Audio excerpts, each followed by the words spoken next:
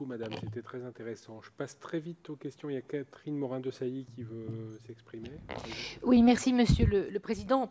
Nos deux tables rondes ce matin démontrent à quel point, s'il était besoin de le démontrer, nos médias, et en particulier notre audiovisuel public comme privé, participent de la construction de cette identité européenne et de cet espace médiatique sur lequel nous sommes en train de réfléchir, pour autant que ces médias aient su, bien entendu, conserver tous nos publics qui ont migré vers d'autres écrans. Je voudrais d'ailleurs saluer le travail très pionnier d'Arte sur ce sujet, pour pouvoir faire vivre cette conscience et cette citoyenneté européenne que très clairement, il reste à construire. C'est un espace politique, social et culturel qu'il nous faut renforcer absolument. C'est le défi de ce début de 21e siècle. Mais tout ça relève en fait d'une réflexion sur comment construit-on une vraie souveraineté culturelle. Et cette souveraineté culturelle ne peut passer que par notre souveraineté, la reconquête de notre souveraineté numérique tout court.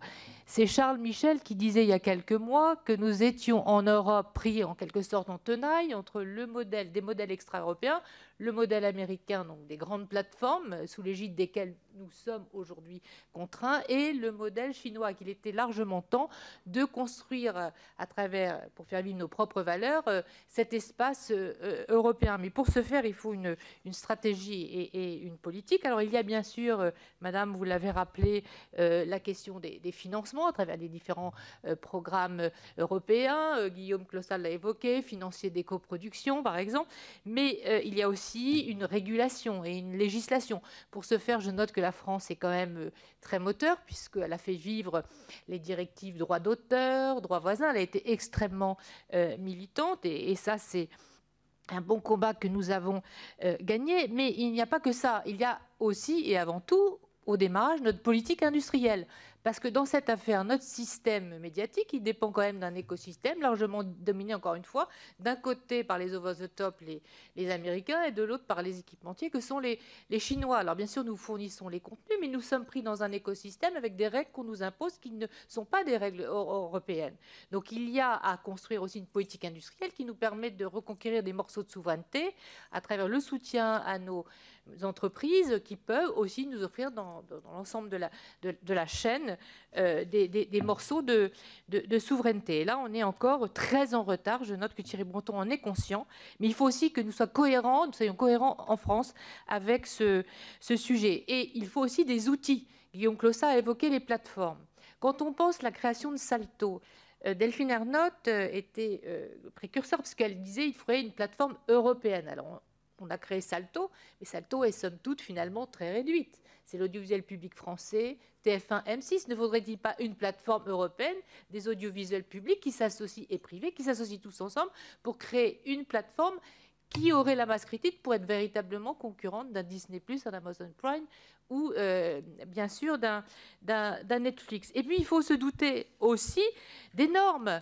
Je suis consternée de voir, alors que nous venons de débattre du projet de loi régulation de l'accès aux œuvres culturelles, que les avancées du Sénat, cette fameuse norme HbbTV, qui est un standard qui permet l'interactivité et la diffusion de contenu à la demande aux éditeurs, et de proposer donc aux éditeurs nationaux qui sont très demandeurs directement et simplement de fournir leurs services interactifs à leurs téléspectateurs, eh bien on n'a pas adopté cette norme. C'est-à-dire que la ministre de la Culture l'a rejetée au prétexte que c'était anti-européen. Moi, je note que le CSA a autorisé Arte à utiliser cette norme. Cette norme, elle permet quoi? C'est d'avoir directement les applications et sur vos télécommandes aussi la référence à ces dites plateformes. Aujourd'hui, sur vos télécommandes, vous trouvez Netflix, mais vous ne trouvez pas Salto. On est dans un état qui montre que nous sommes en faiblesse de souveraineté culturelle. Donc je pense qu'il faut se donner aussi les bons outils sur cette question et bien entendu travailler en termes d'éducation. Vous avez eu raison de le dire, Madame Bouygues, mais encore une fois, si nous ne disposons pas des outils, nous n'y arriverons pas. Voilà quel est l'enjeu pour moi aujourd'hui. Donc je ne sais pas comment vous réagissez à ces questions à la veille de la présidence française de l'Union européenne. Vous semble-t-il que notre politique nationale est toujours aussi en adéquation avec l'ambition affichée par M. Breton, qui a bien compris le sujet? Oui. Le président Juncker m'avait demandé de faire un rapport sur ce sujet pour préparer justement la feuille de route du commissaire Breton sur une stratégie industrielle pour les médias à l'échelle européenne. Et dans le cadre de l'UR, dès 2013, et j'ai vu Madame Vestager qui avait dit qu'il n'y avait pas de problème, il y avait l'opportunité de développer une plateforme, un salto européen, non seulement pour les services publics, mais les Allemands avaient suggéré, l'ARD avait suggéré de l'ouvrir à toutes les offres culturelles de manière beaucoup plus large, de sorte que les Européens bénéficient d'une infrastructure centrale à l'échelle européenne. Les plateformes vont rester le grand sujet des 15 années qui viennent. Je pense que l'Union européenne doit se positionner rapidement là-dessus. Tout ça a pris du retard à cause du Covid. Il y a eu le début d'une stratégie industrielle pour les médias et la proposition d'un écosystème industriel pour les médias proposé par le commissaire Breton. Mais pour l'instant, on n'en voit pas la définition de manière très claire. Il y a un problème très concret qui est celui de l'organisation et de la fédération des médias à l'échelle européenne. La vérité, c'est qu'avec la numérisation, la différence entre presse écrite, audiovisuel, radio, etc., a de moins en moins de sens. Et donc, il faut qu'il y ait une vraie coalition de toutes les entreprises de médias, en incluant même... et ça, la présidence française, compte tenu de son ADN culturel, peut le faire. Ça me paraît être le combat du moment. L'autre grand problème étant l'hébergement.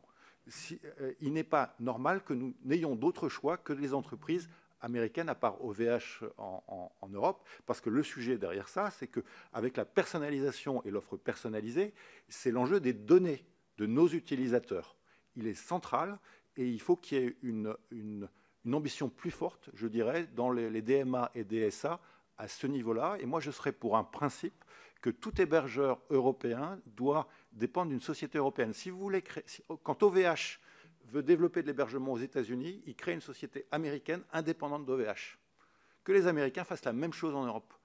En tout cas, que ce débat puisse avoir lieu, parce que pour nous, médias, qui avons besoin d'être hébergés, pour nous, Européens, qui souhaitons que nos données soient protégées, et ces données nourrissent les médias quotidiennement, c'est fondamental. Donc oui, plus d'ambition, et oui, un rôle spécifique sur ce sujet à l'occasion de la présidence française de l'Union européenne, au-delà du DSA et du DMA. Merci beaucoup.